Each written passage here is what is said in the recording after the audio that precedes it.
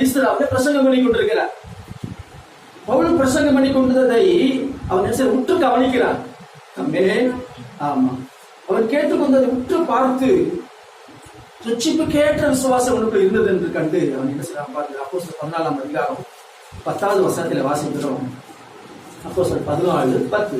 நீ எழுந்து காலூன்றி நிமிர்ந்து நில் என்று உரத்த சத்தத்தோடே சொன்னான். உடனே அவர் குதித்தெழுந்து நடந்தான்.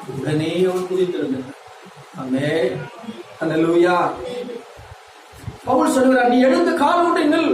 அவனால பிறந்ததிலிருந்து என்ன செய்ய முடியாது, நடக்க முடியாது, நிற்க முடியாது. ஆனா இப்ப அவனை பார்த்து கர்த்தருடைய வார்த்தை என்ன வருகிறது பவுல் மூலமாக, நீ எழுந்து கால் ஊன்றி நிமிர்ந்து நில்.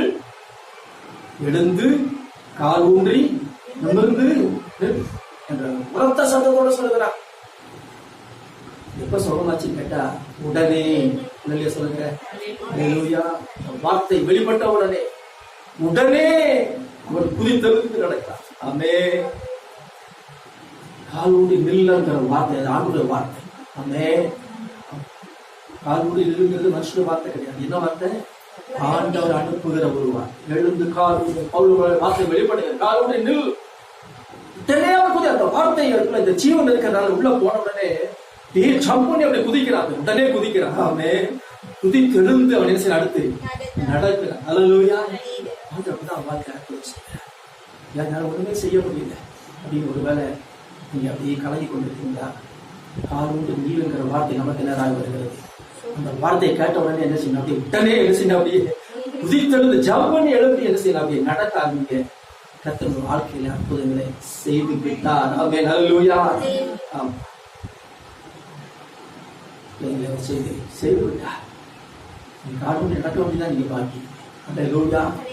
குதித்து எழுந்து நடக்கும். அவ்வளவுதான். ஆண்களை போல உடவன் என்ன செய்வான், ஆண்களை போல அவன் குதிப்பான். ஆமென், ஹல்லேலூயா. சொல்றோம், கால் ஊன்றி நிற்க நமக்கு தேவை. கர்த்தருடைய பலன் நமக்கு தேவை. கால் ஊன்றி நிற்க வேண்டுமானால் சும்மா ஒரு மனுஷன் நிற்க முடியாது. கர்த்தர் பலப்படுத்தினால் ஒழிய ஒரு மனுஷன் கால் ஊன்றி என்ன செய்ய முடியாது, நிற்கவே முடியாது. ஹல்லேலூயா. கர்த்தர் பலப்படுத்த வேண்டும். அதுதான் நம்ம வேதத்தில் வாசி ஏசாயா 35ஆம் அதிகாரம் 3வது வசனத்திலே, கலந்த கைகளை திடப்படுத்தி தள்ளாடுகிற முழங்கால்களை என்ன செய்யுங்கள், திடப்படுத்துங்கள். ஏசாயா 35ஆம் அதிகாரம் 3வது வசனம். கலந்த கைகளை திடப்படுத்தி தள்ளாடுகிற முழங்கால் என்ன பண்ணுங்க, திடப்படுத்துங்க. கால்கள் நிற்க முடியாதபடி தள்ளாடி கொண்டிருக்கிறதா?